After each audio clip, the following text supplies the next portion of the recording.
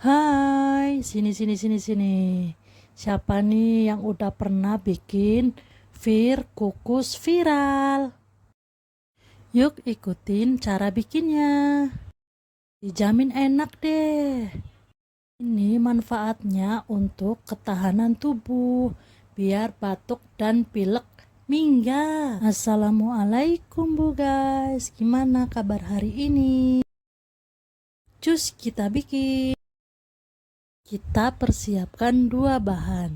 Yang pertama pir, yang kedua jahe. Sebelum dikukus, kita geprek dulu jahenya. Jangan lupa dipotong kepala pirnya. Kita simpan dulu kepala pirnya, lalu di tengah pirnya kita bikin lubangan buat isi jahe yang udah kita geprek. Yuk cus, kita masukin jahenya pelan-pelan biar nggak pada tumpah. Kalau udah masuk semua si jahenya, kita tutup lagi. Lalu kita mulai ngukus.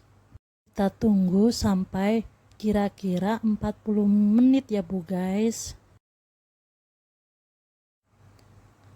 Tada, udah mateng pir kukus viralnya. Yuk dicoba di rumah ya Bu guys. Kita coba dulu. Enak. Di tenggorokan tuh anget Bu guys.